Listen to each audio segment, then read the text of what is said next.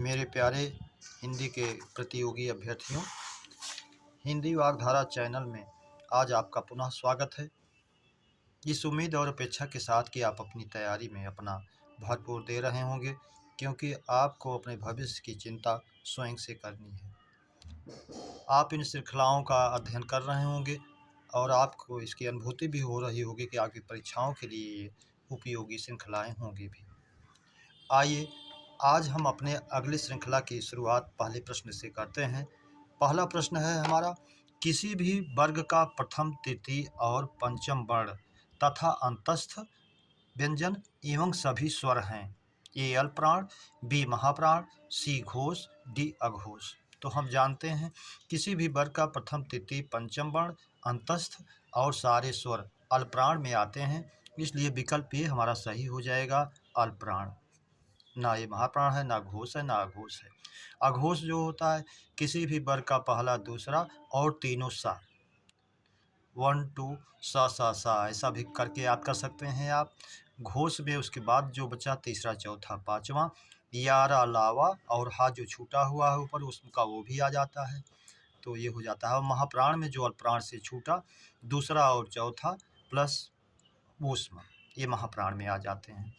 प्रश्न नंबर 2, किस काल को श्रृंगार काल कहा गया? ए आदिकाल, बी भक्ति काल, सी रीतिकाल, डी आधुनिक काल। आधुनिक काल में अध्ययन आप कर रहे हैं, रीतिकाल को ही श्रृंगार काल कहा गया, इसलिए विकल्प सी सही हो जाएगा। भक्ति काल को स्वर्ण काल कहा गया, आदिकाल को वीरगाथा काल, बी बपन काल कई नामों से जाना जाता है। प्रश्न नंबर 3, वर्णों को आकार देने की व्यवस्था या आकारित वर्ण को कहते हैं? ए लिप चिन्ह, बी शब्द, सी वाक्य, डी सभी। तो वर्णों को आकार देने की व्यवस्था या उसके आकारित रूप को लिप चिन्ह कहते हैं, इसलिए विकल्प ए हमारा सही हो जाएगा। इसीलिए वर्णमाला की परिभाषा आप पढ़ते हैं, वर्णों का क्रमबद्ध सार्थक समूह या लिप चिन्हों के क्रमबद्ध समूह को वर्णमाला कहते हैं। तो वहाँ आपको लगता भी है वर्ण और लिप चिन्ह प्राय एक दूसरे के पर्याय हैं। प्रश्न नंबर 4, रचना या बनावट के आधार पर शब्द भेद हैं। ए 3, बी 4, सी 5, डी 2। तो रचना या बनावट के आधार पर अभी आपसे आरओ की परीक्षा में भी पूछा था। तो हमारे 3 होते हैं, रूढ़, यौगिक और योगरूढ़। रूढ़ जानते हैं आप, जो मूल शब्द होते हैं जिनका खंडन तोड़ा नहीं जा सकता है, जैसे आप कहते हैं नाक, कान, जल, कमल, अगर इन वर्णों को तोड़ेंगे तो निरर्थक हो जाएगा, वही रूढ़ वर्ण होते हैं, इसलिए तोड़ा नहीं जाता है इनको।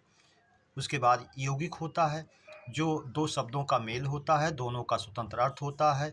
ये अगर आपसे पूछे कि यौगिक शब्दों के निर्माण की प्रक्रिया कितनी विधि से होती है, तो 4 विधि से, उपसर्ग से, प्रत्यय से, संधि से, समास से, 4 विधियों से यह बनता है। और योगरूढ़ जो होता है वो दो शब्दों का मेल तो होता है, लेकिन दोनों का स्वतंत्र अर्थ ना होकर के तीसरा अर्थ प्रभावी होता है, इसीलिए बहुब्रीहि समास के प्रायः सभी उदाहरण योगरूढ़ में आते हैं।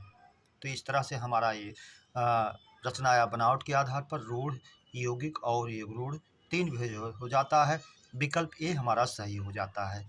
प्रश्न नंबर 5, भाषा की पूर्णतम इकाई है? ए वर्ण, बी शब्द, सी वाक्य, डी पद। पद को आप जानते हैं, कोई भी पद तब तक शब्द होता है जब व्याकरणिक विधा में वो प्रयोग नहीं गया होता है। वाक्य का रूप देते हैं तो पद का रूप ले लेता है। वाक्य शब्दों का सार्थक समूह होता है और यही भाषा की पूर्ण इकाई होती है, इसलिए विकल्प सी हमारा सही हो जाता है। और शब्द जो है वर्णों का सार्थक समुदाय होता है, इसीलिए शब्द में जाता है। वर्ण भाषा की लघुतम इकाई होती है जो वर्ण में जाती है। प्रश्न नंबर 6, विचारों के आदान प्रदान या अभिव्यक्ति का माध्यम है? ए भाषा, बी वर्ण, सी शब्द, डी वाक्य। तो हम जानते हैं विचार विनिमय का माध्यम, विचारों के आदान प्रदान का माध्यम या अभिव्यक्ति का साधन माध्यम भाषा होती है, इसलिए विकल्प ए हमारा सही हो जाएगा, भाषा। प्रश्न नंबर 7, प्रयोग के आधार पर शब्द के भेद हैं?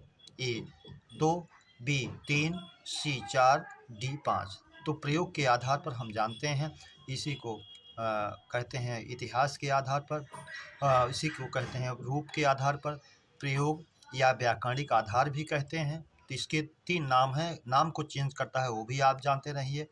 रूप, व्याकरणिक या प्रयोग के आधार पर।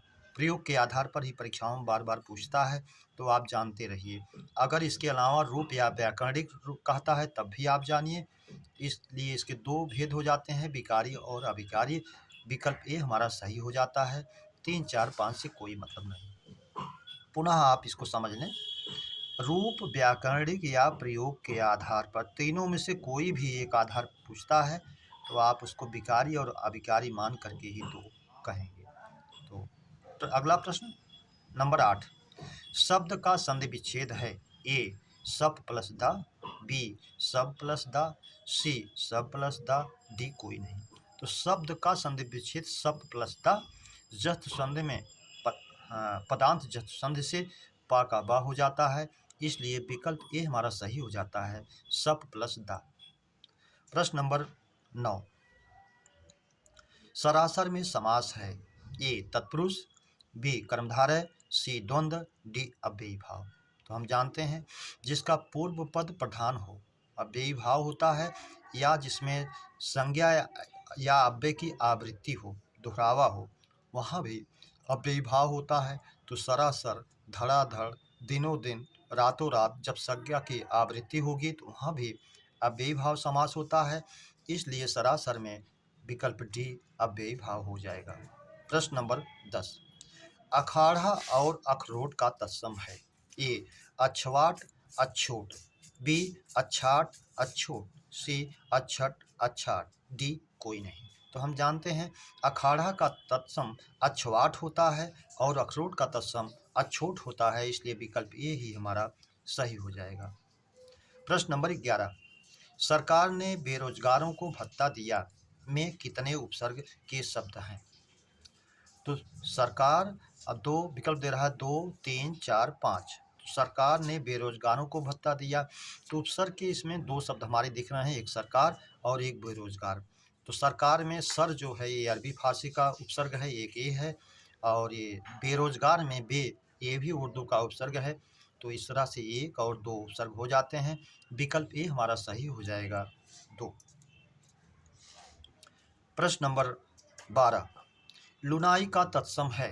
ए लवण, बी लवणता, सी लावण्यता, डी कोई नहीं। तो लुनाई का तत्सम लवणता होता है, लावण्यता नहीं, इसलिए विकल्प भी हमारा सही हो जाएगा, लवणता। भाववाचक संज्ञा भी है लुनाई और लवणता।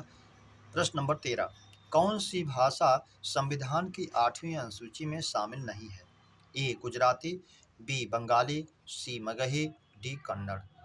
तो गुजराती, बंगाली और मगही ये तो हमारे भारत संविधान की 8वीं अनुसूची में शामिल हैं, लेकिन कन्नड़ मगही नहीं है। गुजराती, बंगाली और कन्नड़ है, मगही नहीं है। ये मागधी अपभ्रंश की बिहारी की भाषा है।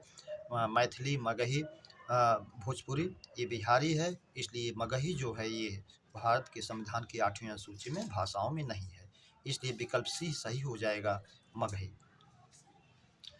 22 भाषाओं को आपको याद रखना चाहिए, इस तरह से आप उसमें से चयन कर लेंगे कौन सा नहीं है। प्रश्न नंबर 14, चौथा विश्व हिंदी सम्मेलन कहाँ हुआ। ए भारत, बी मॉरिशस, सी फिजी, डी सूरीनाम। चौथा पूछ रहा है तो आप जानते हैं पहला भारत, दूसरा मॉरिशस, फिर तीसरा भारत, चौथा मॉरिशस, इस तरह से विकल्प भी हमारा सही हो जाएगा, मॉरिशस। प्रश्न नंबर 15, दूध से बनी सारी वस्तुएं पुल्लिंग होती हैं लेकिन किन 2 को छोड़कर। ए छाछ, बी लस्सी, सी दोनों, डी कोई नहीं। तो हम जानते हैं दूध से बनी सारी वस्तुएं पुल्लिंग होती हैं लेकिन छाछ और लस्सी को छोड़ करके, इसलिए विकल्प सी ही सही हो जाएगा, दोनों। प्रश्न नंबर 17, उसने मुक्त हस्त दान किया में कारक है। ए कर्ता छूट गया है, ए कर्ता, बी संप्रदान, सी अपादान, डी संबंध। तो उसने मुक्त हस्त धारण किया, इसमें मुख्य रूप से कर्ता उसने ही है। और ये मुक्त हस्त जो दिख रहा है ये दान क्रिया की विशेषता है, इसलिए मुक्त हस्त नहीं देखेंगे आप। और उसने कर्ता के अनुसार क्रिया आ रही है, इसलिए जो है कर्ता कारक है। विकल्प ए हमारा सही हो जाएगा। प्रश्न नंबर 18, अरण्य चंद्रिका का अर्थ है ए निरर्थक बनाव या श्रृंगार, बी निरर्थक प्रयास, सी सार्थक प्रयास, डी कोई नहीं। तो अरण्य चंद्रिका, अरण्य माने आप जानते हैं जंगल, और चंद्रिका माने चांदनी। तो जंगल में चांदनी का मतलब है कि निरर्थक बनाव या श्रृंगार जिसका कोई महत्व नहीं। विकल्प ए हमारा सही हो जाएगा, निरर्थक बनाव या श्रृंगार। प्रश्न नंबर 19, अरण्य रोदन का अर्थ है निरर्थक प्रयास, बी प्रगतिशील, सी मूर्खता, डी सभी।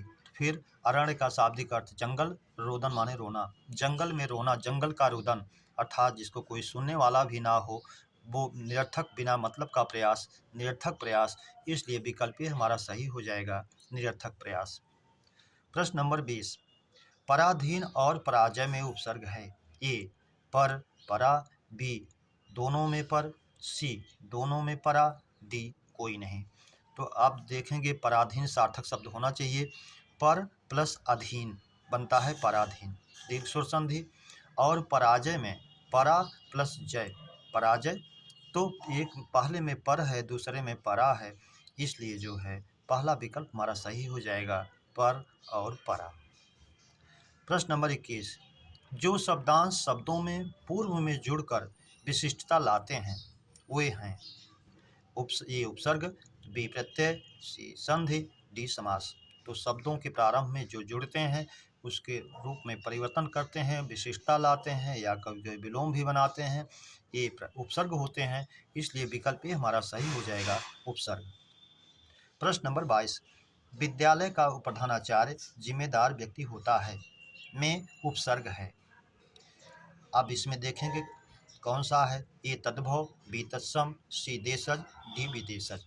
तो हमें दिखता है कि उप प्रधानाचार्य में उपसर्ग लगा हुआ है, वो है उप।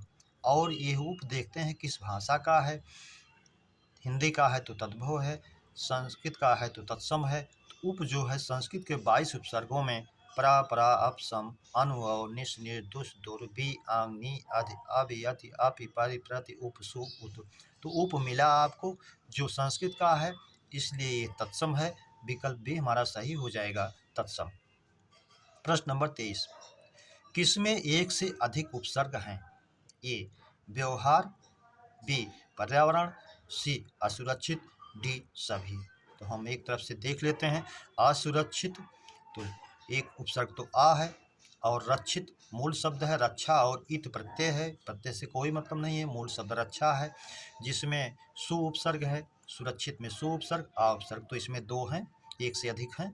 पर्यावरण, परि प्लस आ प्लस वर्ण, इसमें भी दो हैं, पर्यावरण यड़ संधि हो गई। ए वी व्यवहार, बी प्लस औ प्लस हार, हार मूल शब्द है, वी और औ ये व्यव बना यण संधि से, तो दो उपसर्ग इसमें भी हो गया। इस प्रकार हम तीनों शब्दों में दो उपसर्ग वाला उपसर्ग देखते हैं तीनों शब्दों को, इसलिए हमारा विकल्प डी सही हो जाएगा, सभी। प्रश्न नंबर 24, कुटेव में उपसर्ग और मूल शब्द है कु प्लस टेव, कु प्लस कुटेव, कुट प्लस यो, डी कोई नहीं। तो कुटेव को उपसर्ग है, टेव शब्द है मूल जिसका शाब्दिक अर्थ होता है आदत। कुटेव ये शुद्ध है, खराब आदत। अगर इसमें समास पूछे तो हमारा विशेषण और विशेष होने के नाते कर्मधारय हो जाएगा, कुटेव, कुटेव बुरी आदत, खराब आदत। तो उपसर्ग और मूल शब्द कु प्लस टेव, विकल्प ए ही हमारा सही हो जाएगा। प्रश्न नंबर 25, निरभिमानी में मूल शब्द है ए अभिमान, बी मान, सी निर, डी निर। तो मूल शब्द पूछ रहा है, तो इसको हम देखेंगे, निर एक उपसर्ग है, एक अ भी है, फिर मान है, फिर ई प्रत्यय है, पूछ रहा है मूल शब्द। तो मूल शब्द हमारा मान है, जिसमें दो उपसर्ग हैं, निर और अभी, एक प्रत्यय है ई, और मूल शब्द हमारा होगा बी मान। मेरे प्यारे बच्चों, ये सब आपकी परीक्षाओं के पूछे हुए किसी न किसी परीक्षा के हैं सब प्रश्न, इसलिए आप इनको विधिवत अध्ययन करें। प्रश्न नंबर 26, अद्वितीय में समास है। ए नए तत्पुरुष, बी तत्पुरुष, सी कर्मधारय, डी द्वंद्व। तो अद्वितीय, द्वितीय माने दूसरा, अद्वितीय जो दूसरा ना हो अर्थात नकारा गया है, इसलिए नए तत्पुरुष होगा। विकल्प ए हमारा सही हो जाएगा, नए तत्पुरुष। अगर नए तत्पुरुष नहीं दिया है विकल्प में, नए तत्पुरुष के अलावा और है और बहुव्रीहि दिया है तो हम उसको बहुव्रीहि में ले जाएंगे, जैसे हम कहते हैं अपुत्र, तो उसी तरह से हमारा हो जाएगा अद्वितीय भी। प्रश्न नंबर 27, कौन्तेय पर्याय है। ए अर्जुन का, बी कर्ण का, सी भीम का, डी सभी का। तो कौन्तेय कुंती के पुत्र, ये भीम भी इसमें आते हैं, लेकिन ये व्याकरण के अनुसार मर्त्य के पुत्र अर्थात अर्जुन के ही पक्ष में जाता है, इसलिए विकल्प ए हमारा सही हो जाएगा, अर्जुन। प्रश्न नंबर 28, आप भला तो जग भला में सर्वनाम है। प्रश्नवाचक, सार्वनामिक, निजवाचक, संबंधवाचक। आप भला तो जग भला, आप जानते हैं निजवाचक सर्वनाम में आप, स्वयं, खुद, स्वतः, ये सब उसके वाचक हैं, और जहाँ आए वहाँ जो है निजवाचक सर्वनाम होता है। तो आप जो है इस स्वयं की खुद के लिए आया है, इसलिए जो है निजवाचक में जाएगा, विकल्प सी हमारा सही हो जाएगा। प्रश्न नंबर 29, दौत्य में मूल शब्द और प्रत्यय है। दूत प्लस या, दौत प्लस या, दौत्य प्लस आ कोई नहीं। तो हम जानते हैं प्रत्यय के नियम के अनुसार दूत मूल शब्द के ऊ का औ में परिवर्तन हो जाता है और या आकर के उसमें जुड़ जाता है, तो दूत प्लस या, विकल्प ए ही हमारा सही हो जाएगा। प्रश्न नंबर 30, जो विशेषण की विशेषता बताते हैं वह है, या बताएं वह है। ए प्रविशेषण, बी अंतर विशेषण, सी दोनों, डी कोई नहीं। वास्तव में तो विशेषण की विशेषता बताने वाले प्रविशेषण ही है, लेकिन इसी प्रविशेषण को कामता प्रसाद गुरु जी ने अंतर विशेषण कह दिया है। तो अगर कहीं विकल्प में दोनों दिया हो तो आप दोनों लगाएं, अन्यथा प्रविशेषण तो ये मूल रूप से है ये। अब यहाँ प्रविशेषण का दूसरा रूप अंतर विशेषण भी उनके अनुसार है, इसलिए हमें इस विकल्प सी को ही मानना चाहिए कि दोनों नामों से जाना जाता है। प्रश्न नंबर 31, जिसका पति प्रदेश चला गया हो। प्रदेश के लिखने में त्रुटि हुई, इसको परदेश होना चाहिए। परदेश, प्रदेश तो किसी राज्य का नाम है और परदेश दूसरा देश। जिसका पति परदेश चला गया हो, वाक्यांश का एक शब्द है। प्रोसित पति का, गमिष्यत पति का, आगत पति का कोई नहीं।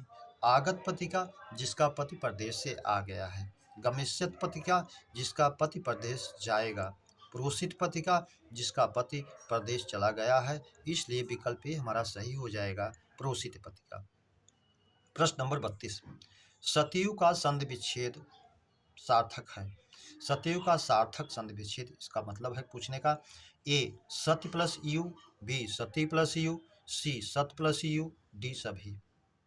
तो हम शब्दों की सार्थकता देखेंगे कि हमारे लोकप व्यवहार में किस शब्द का प्रयोग होता है, उसी सार्थक शब्द की संधि को ही मानते हैं। नियम में तो सत प्लस यू भी सतयु बन जाएगा, सत्य प्लस यू भी, लेकिन सत्य कोई सार्थक शब्द नहीं है, इसलिए ये भी नहीं होगा। सती प्लस यू, सती हम लोकप व्यवहार में प्रयोग करते हैं, हमारा सार्थक शब्द है। सती अनुसुईया आदि शब्दों का प्रयोग करते हैं, सती सावित्री, तो विकल्प भी हमारा सही हो जाएगा, सती प्लस यू। प्रश्न नंबर 33, यदि वर्षा ना होती तो हम घूमने जाते में काल है।